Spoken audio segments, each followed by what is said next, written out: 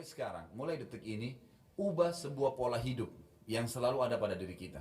Seperti misal, banyak orang di antara kita banyak buang-buang waktu kosong. Waktu kosong. Pada saat lagi waktu kosong, kemana kebanyakan orang? Ke pasar, ke mall, habisin waktu. Berjam-jam habisin waktu di situ. Di mall teman-teman sekalian, di dalam sebuah hadis Bukhari dikatakan syaitan menancapkan bendera perangnya di mall, di pasar. Itu tempatnya. Dan kata Nabi SAW, makin tanda-tanda hari kiamat adalah banyaknya pasar bersebelahan. Banyak.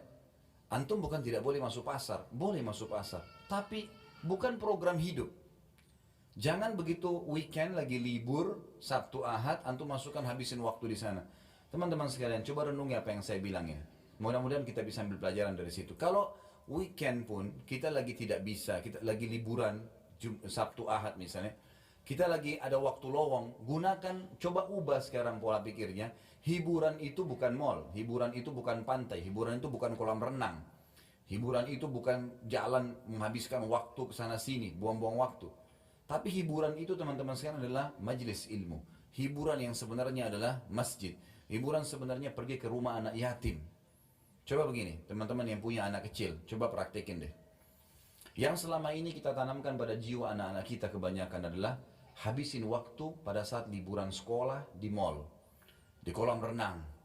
Kadang-kadang bahkan ada di pintu-pintu kolam renang, kita temukan ikhwah yang berjenggot, akhwatnya pakai jilbab besar, ngantar anaknya ke dalam kolam renang. Di dalam satu kolam renang semuanya telanjang. Kalau azabnya Allah turun, kena nggak dia? Dan yang paling masalah adalah bagaimana kita menanamkan pendidikan itu pada anak-anak. Dia akan tertanam di benaknya, oh kalau saya liburan kolam renang, oh kalau saya liburan ke mall. Daripada antum habisin uang 1 juta 2 juta, banyak orang begitu saya temukan, habisin sejuta hanya mainin anak-anaknya, mainan putar-putar, ngeng-ngeng ribut. Sebentar naik ayah mau ini, ibu mau ini, gonta-ganti itu, habis percuma. Coba pakai pola ini. Uang yang 1 juta yang antum gunakan untuk habisin waktu tamasya, coba beli beras setengah-setengah kilo, bungkusin, bawa anak-anak di mobil, di kendaraan antum lalu bilang, nak, ayah sama ibu mau bawa kamu ke tempat yang paling menyenangkan. Apa itu ayah? Apa itu bu? Mall? Nanti lihat aja sendiri. Bawa ke panti asuhan. Begitu masuk parkir panti asuhan, mereka akan tanya, apa ini? Nanti kamu akan tahu nak, turun, jangan buru-buru. Masuk sampaikan kepada ketua panti asuhan, saya lagi bawa bantuan buat anak-anak yatim di sini dan saya mau didik anak saya supaya membagikan makanan kepada mereka. Tolong dikumpulin semua, kumpulin. Kemudian bilang, nak, tunjuk. Ini anak-anak yatim sekarang. Yatim itu artinya tidak ada ayahnya. Lihat bagaimana ngumpul mereka di satu tempat seperti ini. Makanan pun mereka makan rame-rame. Mereka tidak bisa minta lebih kalau sudah habis. Orang tuanya nggak ada. Kalian sekarang masih punya ayah, masih punya ibu. Ada pengen makanan tinggal buka kulkas, tinggal minta. Ini lihat orang-orang susah sekarang. Lalu kemudian ini ayah dan ibu sudah siapin bagian-bagian ini, paket. Kalian yang bagiin, suruh bagiin. Bagiin ke anak-anak yatim itu. Biar mereka bagi ke anak-anak yatim itu. Kemudian suruh anak-anak yatim itu cerita. Bagaimana rasanya tidak punya ayah. Bagaimana rasanya tidak punya ibu. Dengan bahasa mereka, anak yatim kepada anak-anak kita. Saya jamin teman-teman sekalian, setelah pulang dari situ anak antum jadi orang baik sampai mati. Karena program hidupnya sekarang adalah bantu orang susah. Ada teman saya, sampai sekarang, subhanallah, dia jalankan setiap minggu. Setiap minggu, begitu anaknya sudah libur Sabtu Ahad, masuk ke pelosok-pelosok Jawa Tengah, Jawa Barat, Jawa Tengah, sampai ke Jawa Timur. Naik mobil, sekeluarga, dia, istrinya sama anak-anaknya saja. Bawa paket beras, gula, setiap minggu. Penuh mobilnya di belakang. Dan dia bilang, subhanallah, dia bilang sama sekarang, teman dekat saya. Dia bilang subhanallah, semenjak saya lakukan program ini nggak pernah susah rezeki saya. Ada saja datang. Saya masuk terus saya bawa bagi-bagi suruh anak-anak saya di foto-foto sama dia. Ada orang yang rumahnya sudah mau rubuh, ada orang anak nggak bisa sekolah karena nggak ada baju sekolahnya, ada yang nggak ada sepatunya dan seterusnya. Akhirnya jadi sebuah program hidup. Anak-anaknya sekarang setiap kali mau tiba hari Sabtu, mereka sudah bilang, ayah tolong beliin duit, kasih duit beliin pensil, beliin pulpen. Ditanya untuk apa nak? Untuk kasih teman-teman saya di kampung yang kita mau datangin. Setiap minggu dia pindah-pindah kampung tuh. Didata sama dia sampai dia punya data ribuan orang miskin, orang muslim yang tidak ada pernah orang datang bawa bantuan ke sana. Dan anak-anaknya dari kecil sudah dilatih seperti itu. Sekarang anak-anaknya sudah mulai ada yang balik. Program hidupnya adalah kalau susah, kalau liburan pasti ke tempat-tempat ini. Tempat-tempat seperti ini. Kira-kira mana yang lebih bermanfaat teman-teman sekalian? Dibawa ke panti asuhan yang mungkin orang anggap remeh seperti tadi, dengan antum bawa ke mall yang habisin waktu. Bayangkan mall itu selama antum di sana 5 jam musik terus, non-stop, dan musik haram. Yang kedua, berapa banyak orang yang terbuka auratnya. Nah, 1-2 orang saja antum wajib pungkiri, apalagi kalau 100 orang yang kita lewatin. Belum transaksi yang ada di sana, transaksi ribawi. Berapa banyak transaksi ribawi? Bukankah banyak di sana transaksi ribawi? Banyak, bank-bank sewa tempat ribawi ada, transaksi ribawi. Ada transaksi zina. Karaoke-karaokean itu siapa yang bilang bukan zina? Jelas-jelas gelap, dia nyamakan nyanyi tapi ditemani sama lawan jenisnya. Gelap, kemudian dikatakan tidak berzina, ada transaksi zina, ada banyak hal kemungkaran. Lalu antum habisin waktu dan anak antum di situ, kira-kira bagaimana efeknya? Pintu-pintu seperti ini harus diubah. Kalau antum mau istiqamah di jalan Allah, mudah kita tersentuh kalau mendengarkan masalah surga, mau mengajak akhirat sebagai target. Memang urusan dunia harus diperkecil nih. Harus dipersempit memang, nggak bisa nggak. Kalau nggak jadi masalah. Jadi masalah.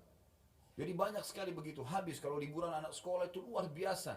Sampai pernah ada ikhwah-ikhwat yang dulu sama saya, Ustaz, kita kalau liburan sekolah nggak tahu harus kemana. Akhirnya saya pun bawa anak saya ke pantai, bawa ke kolam renang, bawa ke sini, habis waktu. Terus saya kasih pemikiran, kenapa nggak dibawa ke panti asuhan? Kenapa nggak dibawa ke majelis ilmu? Kenapa di benak kita selalu majelis ilmu seperti ini hanya untuk orang tua? Kenapa nggak ditanamkan buat anak-anak? Sebagaimana kita bisa rasakan nyaman ilmu ada, kenapa nggak dibawa anak-anak biar dengar? Misal contoh, kan gitu. Kita ubah sekarang persepsi untuk itu. Karena memang kalau mau jadi ahli surga seperti itu teman-teman sekalian. Memang harus betul-betul menyempitkan urusan yang bisa membuat kita lalai dari surga. Bahkan bahaya dekat dengan neraka. Contoh saja program sederhana. Saya kadang-kadang kalau ke masjid saya bawa anak-anak saya. Kadang-kadang anak perempuan saya pun ikut. Pada saat masuk masjid ada celengan. Saya kasih duit. Ini nak, masukin ke sana. Mereka kasih. Untuk apa Abati? Dipanggil saya Abati. Abati itu ayah sayang gitu. Saya bilang taruh dulu, masukin. Mereka masukin. Begitu mereka kembali, saya bilang ini masjidnya, rumahnya Allah. Itu kotak amal untuk kegiatan masjid. Biasakan kalian menyumbang. Masih kecil, 2 tahun, 3 tahun, 4 tahun, 5 tahun, anak-anak saya Alhamdulillah, maka ikut. Akhirnya mereka bicara sama saya. Kalau masuk masjid, berarti minta duitnya mau kasih celengan. Baik ini, kasih. Kalau lagi jalan, ada orang miskin lewat. Saya panggil.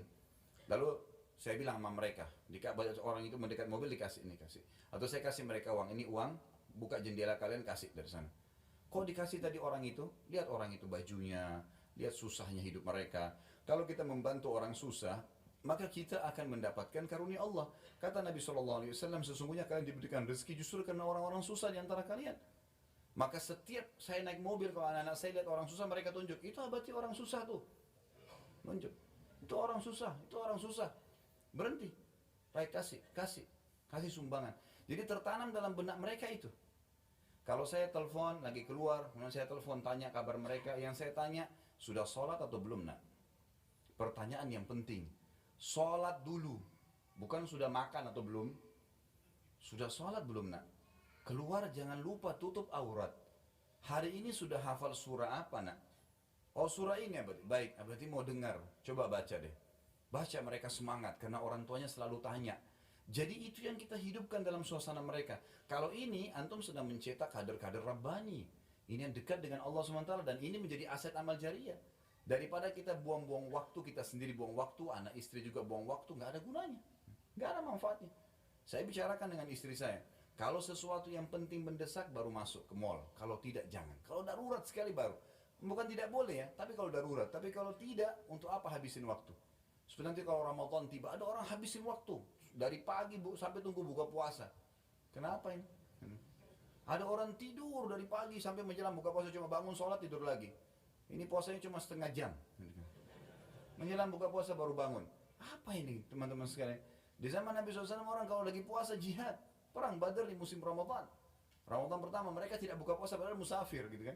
Berperang dalam kondisi puasa. Jadi memang harus kita membentuk pribadi-pribadi yang menuju ke surga memang.